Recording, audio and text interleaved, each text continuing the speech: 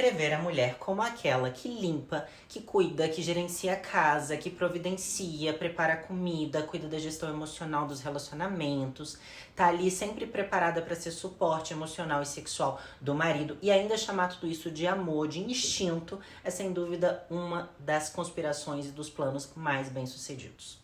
Então, ao longo das eras, a organização social foi se alterando. Com o surgimento da agricultura, a posse da terra passou a se tornar um fator central na organização social. Então surgiu a necessidade de assegurar a transmissão da propriedade, fortalecendo, claro, o controle sobre a linhagem paterna.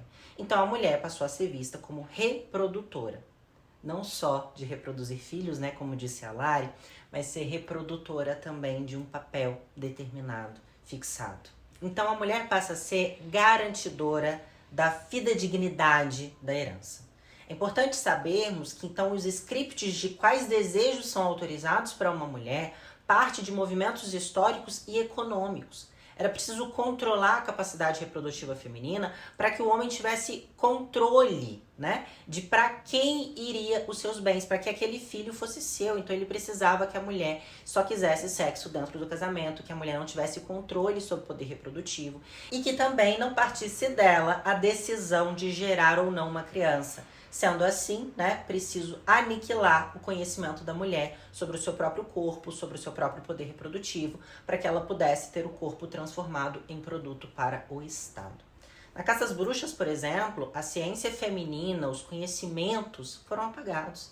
As amizades femininas, inclusive foram criminalizadas. Gente, foram mais de 500 anos de apagamento do conhecimento feminino sobre si e sobre o próprio corpo.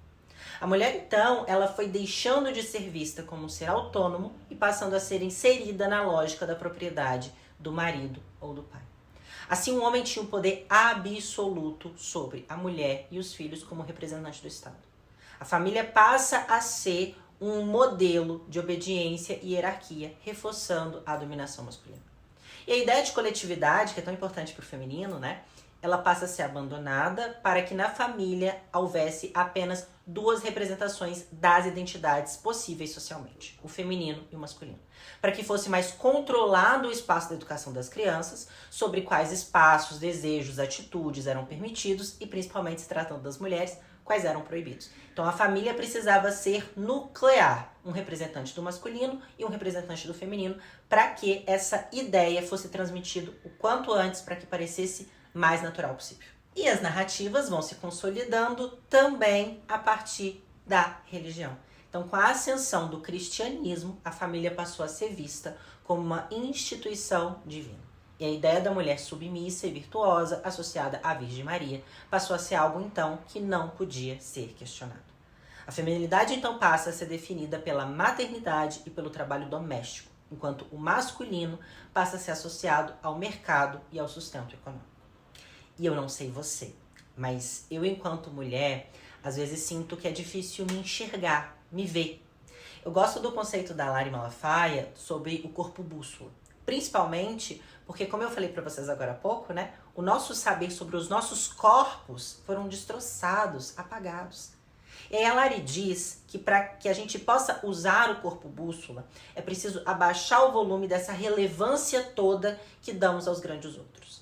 Mas se fomos sempre marcadas como pedaço, como nomear esse corpo? Lacan vai dizer que a mulher não existe, se referindo ao fato de não ter representação simbólica para o que é ser mulher. Nós nascemos portando um buraco sem nome, marcado em nossa carne como a falta de alguma coisa. Então quem eu sou? A gente vai recorrer ao imaginário, principalmente ao masculino, aos semblantes, na tentativa de sermos nomeadas pelo outro. Isso se dá para todo neurótico. O problema é que numa sociedade patriarcal, o homem se instituiu ele o significante do ser. Da cadeira do juiz que nomeia quem somos. E montam muito bem uma sociedade que sustenta o delírio de que eles possuem o saber. Então, já que é assim, para que eu, enquanto mulher, me entenda, para que eu seja gente, para que eu saiba como eu posso ser amada, até pelo que eu devo me sentir amada, eu vou me fantasiando disso e daquilo do outro. E eu vou me tornando uma forasteira no meu próprio corpo. o semblante do desejo do outro. Que na boca do homem é a histérica, né? A eterna insatisfeita, que reclama mesmo o homem fazendo de tudo por ela. O clássico freudiano ali, né, do século XIX. Eu gosto de pensar, a partir da teoria do Freud, o quanto que é difícil para o homem conceber que o que a mulher deseja, que uma mulher deseja, está para além do que um homem pode dar. Por isso, o desejo feminino sempre foi visto como algo a ser domesticado. O que nos mostra como o desejo feminino foi moldado historicamente para ser contido, controlado, reprimido dentro dos moldes da fantasia masculina. Se a mulher só se vê como pedaço, como pode se enxergar para além do objeto a serviço do outro? Se ouvir para além do eco do desejo do outro enquanto homem, desse desejo masculino não enquanto aquele homem ou outro te desejando, mas enquanto esse homem como significante do ser, como aquele que organiza todos os papéis, os lugares, o como deve ser. E aí é onde eu faço o paralelo do desejo do homem com H maiúsculo ao que Lacan diz do desejo do outro, o grande outro com O maiúsculo, né, que seria esse detentor do saber, da linguagem. O desejo feminino sempre foi visto como algo demoníaco, como se não fosse confiável. Então, você confia no que deseja?